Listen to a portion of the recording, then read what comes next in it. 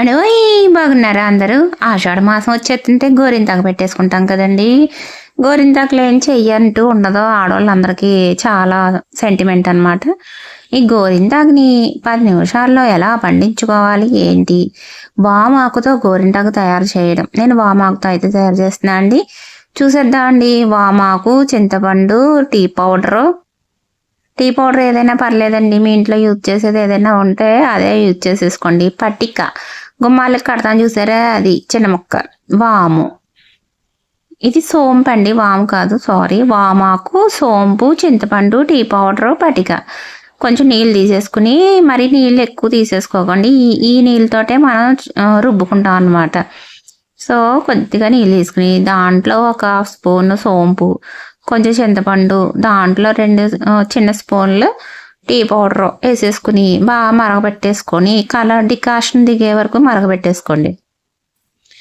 Decoction దిగే వరకు మరగబెట్టేసుకుంటే మనకి చక్కగా అలాగా రంగు వచ్చేది. దాంట్లోకి మనం ఎర్ర ఉల్లిపాయ తొక్కలు ఉంటాయి చూసారా, అవి కూడా వేసేసుకోండి. ఎర్ర ఉల్లిపాయ తొక్కలు తెల్లగా అయిపోతాయండి, కలర్ దిగిపోయి అలాగా. ఇప్పుడు మనకి గోరింతాకు ఫ్రెష్ తీసుకోండి. చక్కగానే నీళ్ళు చల్లారిపోయిన తర్వాత చక్కగా రోట్లో రుబ్బుకున్నారనుకో భలే పండిపోద్దండి. నేనైతే రోట్లో రుబ్బుతున్నాను, రోల్ ఉంది కాబట్టి. లేదంటే మీరు మిక్సీలో మిక్సీలోని పట్టేసుకున్న ఒక అరగంటకు పెట్టుకోండి. అప్పుడు మనకి కెమికల్ రియాక్షన్ జరిగి గోరింతాకు అనేది బాగా పండుతుంది. ఇప్పుడు గోరింతాకు వేసేసిన తర్వాత దాంట్లో వామాకు కూడా వేసేసానండి. పట్టిక వేసేస్తున్నాను. పట్టిక అయిపోయిన తర్వాత ఇలా ట్రై చేయండి. మీకు ఎక్కువసేపు ఉంచుకోక్కర్లేదు, తొందరగా అయితే బాగా ముగ్గిపోతుంది అనమాట. అదే పండిపోతుంది చెయ్యి.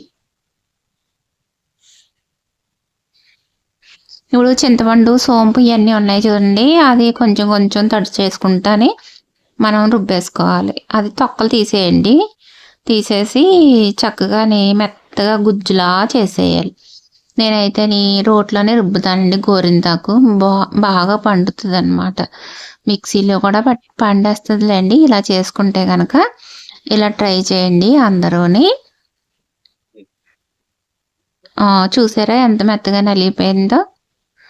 అలా రుబ్బుతూ ఉంటే భలే ఉంటుందండి ఎంజాయ్మెంట్. టక్క టక్క సౌండ్ భలే తిరుగుతూ ఉంటుంది. నాకైతే రుబ్బడం అంటే చాలా ఇష్టం అండి. అంతే అండి, గోరింతాకు అయితే రెడీ అయిపోయింది. ఇది పెట్టుకుని కడుక్కుని చూపిస్తాను ఎలా ఉంది ఏంటి అనేది. ఆల్రెడీ ముందు క్లిప్లో పెట్టాను కదండి, చాలా బాగా వచ్చిందండి. నేను 2 చేతులతో రుబ్బాను కాబట్టి కొంచెం కలర్ అనేది అంటుకుంది. ఒక చేతికి లైట్గా, ఒక చేతికి బాగా ఎక్కువ అంటుకుంది. అది కొంచెం టైం వచ్చేసరికి ఇంకా ముదురుగా అయితే అయిపోయిందండి. ఇది మనకి చాలా రోజులు ఉంటుంది, చేతికి పాడైపోదు. కలర్ అనేది తొందరగా వెలిసిపోదు అనమాట. ఎన్ని వచ్చినా సరే గోరింతాకు అందం గోరింతాకేనండి. ఏమంటారు అందరూని? సరే, ఆషాఢంలో అందరూ పెట్టేసుకుని ఎంజాయ్ చేయండి.